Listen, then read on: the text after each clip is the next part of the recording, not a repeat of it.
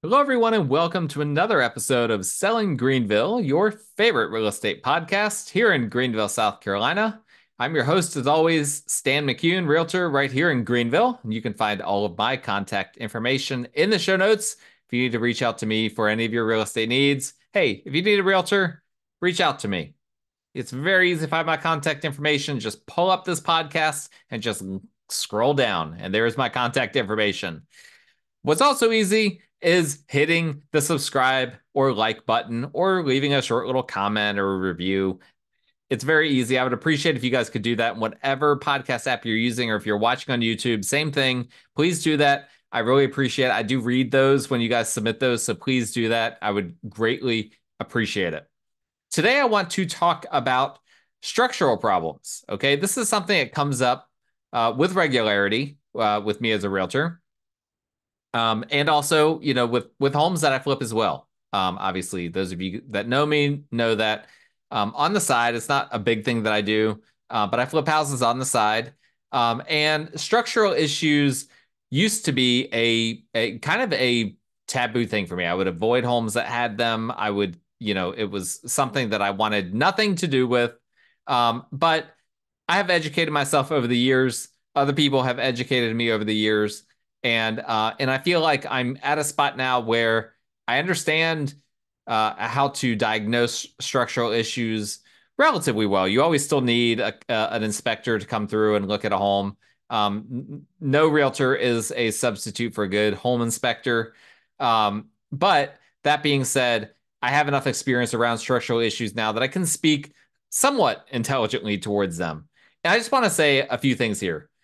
Um, Structural issues are one of the things that scares people the most when they're looking at a home. As I already said, that used to be a big concern for me, but I've actually learned one of the most valuable lessons I've learned over the years is that most structural problems are really not that hard to fix. They're not even that expensive to fix. Oftentimes, it's really, really simple, and it's just something that just gets people scared. Now, where it can be unsimple, there are a lot of scenarios where it could be not very simple. For instance, let's say termites get in the house and they get into the walls. It's not easy to remediate termites once they've gotten into walls, particularly if they've really been spreading for a long time. But a little termite damage in the crawl space, not typically a big deal, right? If it's just isolated damage, maybe a single joist that needs to be repaired or sistered or supported or whatever the case may be. But, okay, as I've already alluded to, it's not true that all structural issues are simple and easy to fix. Some are major repairs that can be costly to fix, and it's very helpful to identify the presence of structural issues before ever putting in an offer on a house. And that way you're just prepared when the inspection report comes in, if nothing else. You don't want to be blindsided. I hate surprises. No surprises in a real estate transaction is one of my primary goals. So let's talk for a second about 10 signs that a house may have structural issues. Now, no one of these that we're going to talk about is a guarantee that structural issues exist. But the more of these that you start to see in a home, the more likely it is that a structural problem exists.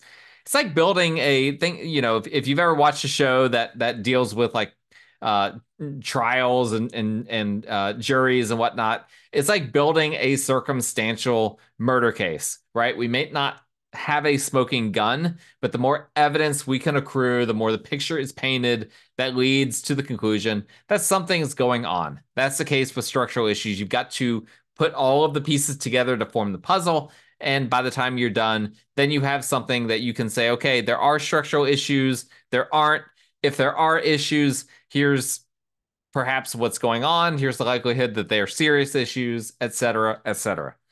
I made these 10 in no particular order, so we're just going to start at the top and go from there. So the first one that I put in here is in a house with multiple structural issues is if multiple doors and or windows do not latch properly. This is one that people don't think about, right? You go into a home and you're opening and closing doors, they're not latching properly. Oftentimes people assume, yeah, wow, these were just installed poorly. Actually, that can be an indicator that there are structural issues. Now, it could just be normal settling.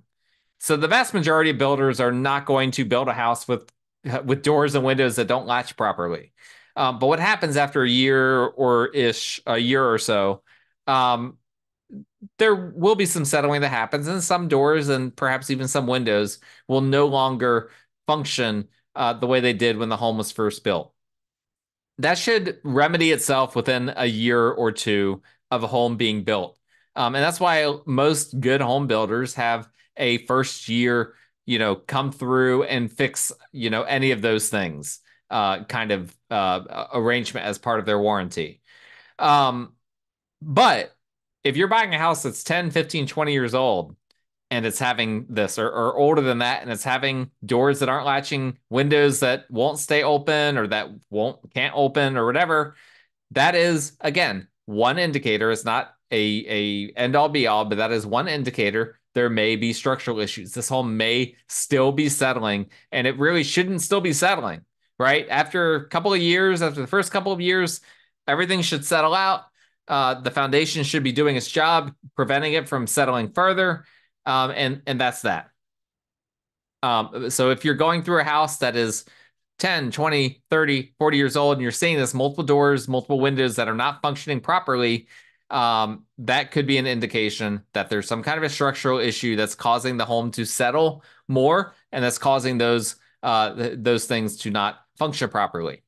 Another indicator, on to number two, cracks in the sheetrock or the drywall, depending on your flavor of what you call construction materials, but cracks in the sheetrock in multiple places. I specifically say multiple places because in my experience, usually a single crack, off a door frame or off a window frame is not that big of a deal. But once you start getting it into multiple places, you're seeing over multiple doors, over multiple windows, now that is a potential problem. That's an indicator that there could be a structural issue because the home is leveling out in a lot of different areas, causing different cracks.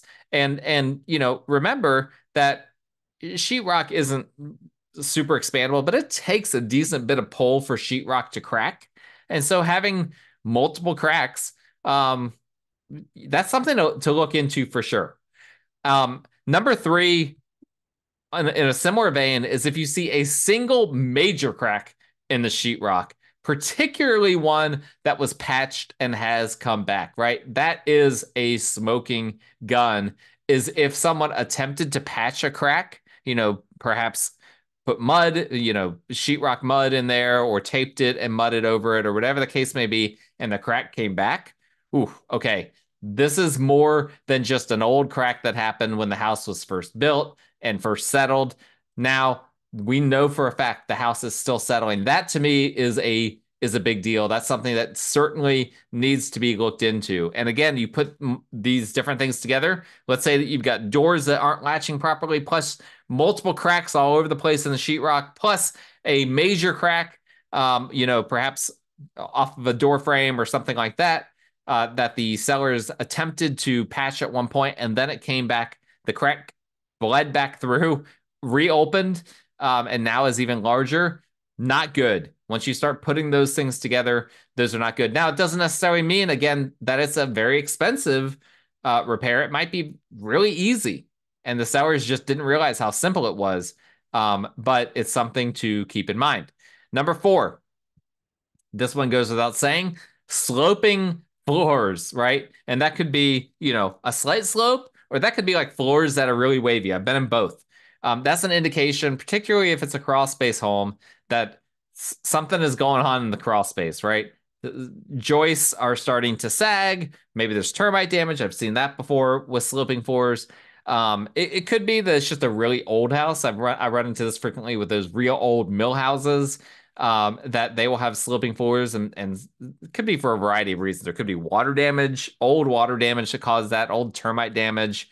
Could be just that the joists and sheathing on top of the joists, subfloor has just started to warp over the years.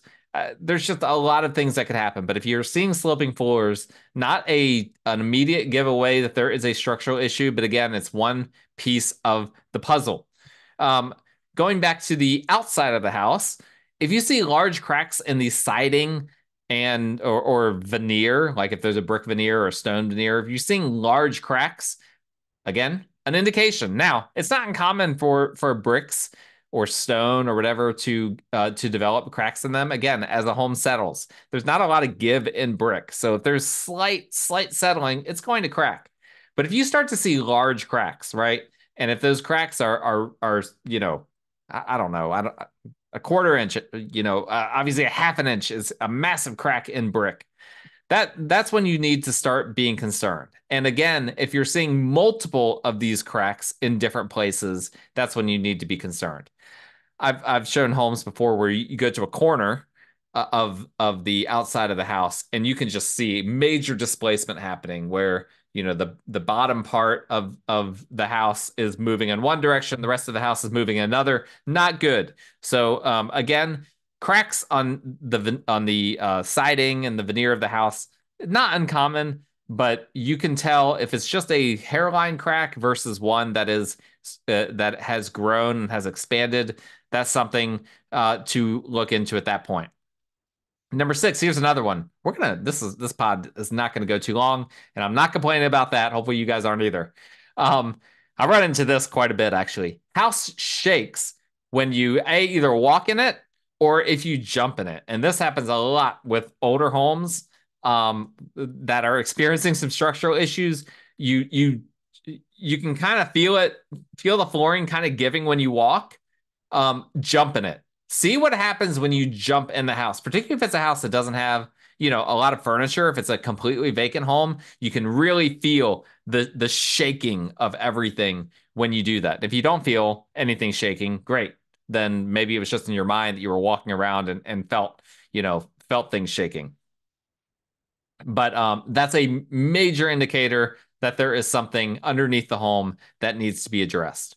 Another indicator, number 7 here, is if you see cracks in floor tile or coming through other floor coverings. I just looked at a house recently that had linoleum flooring in the kitchen. For those of you that don't know, linoleum is a form of vinyl flooring that's just like a sheet, and it's pretty popular in production-built homes, particularly back in the 2000s and 2010s. It's still built in some cheaper homes today, even though it's not the cheapest material, but it's simple to install. Well, I saw a home that had linoleum flooring, the sheet kind of flooring in the kitchen, and a crack was coming through the slab foundation, coming through into and opening up the linoleum flooring. Very, very bad indication, let me tell you. Cracks in a slab foundation are not uncommon at all, but they should not be coming through the flooring. Okay, that's a big deal at that point. That is a structural issue. And if you have tile, it's not uncommon for tile to break. But if you're seeing tile breaking on its own in a certain pattern, there's like a whole line of it. I've seen this multiple times. Very, very bad indication with regard to how the home is settling. And so that's something to look into. Again, if this is happening 10, 20, 30 years after the home has been built, that should set off some alarms in your mind. Number 8, similar but not the same, flooring planks. Okay, so not tile, plank flooring, like luxury vinyl plank or perhaps hardwood planks. If they are pulling apart in an area and that pulling apart is not explainable as bad installation. I've seen this multiple times. You see flooring planks and they're again pulling apart in one area of the home, and it's not like, okay, this was clearly a bad installation, right? The rest of the home was installed just fine. There's no indicators that the flooring was installed improperly. That's something that you need to look into and see, okay, what is going on here? Why is there this section or perhaps multiple sections where the flooring planks are starting to pull apart? Here's another one similar. Number 9, loud floor squeaks everywhere in the house. Now, I got to be careful here. Flooring squeaks are very, very common. Okay. But if you have loud floor squeaks all throughout the house, that could be, now this is probably the most minor out of all of these. So don't freak out if you have floor squeaks in your house. But if it's all throughout the house, that's something you really need to look into because that could be an indicator that the joists are starting to are starting to slip, starting to get displaced. Could be a variety of reasons that would cause that to happen. Now, it's not uncommon for it to happen in a corner here or place here, and sometimes just the installation of the flooring itself can lend itself to floor squeaks in the future.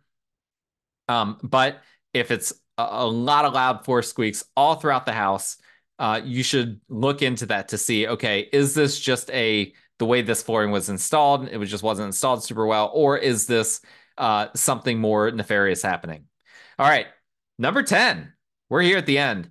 The trim, especially the crown molding, not lining up. Okay, so when you go to a home, obviously when there's crown molding or baseboards or whatever, usually there are sections of it, right? It's not just one massive, 50-foot long stretch of crown molding that they put up there. They'll put up a 10-foot section, another 10-foot section. They'll caulk it and try to make it look good. But what happens if a home is settling, sometimes the molding will and the trim will get a little off level, right? It won't be quite entirely plumb. But if it's comes down again, this is there's a little bit of an art and a science to it.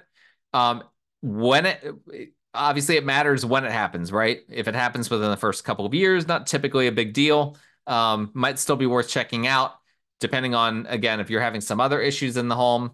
But again, look at how far down the displacement is. If it's just a very minor, it could be either separating east and west, or it can be separating north and south. If it's very minor, if it's just a slight little crack, okay, that might not be something worth talking about.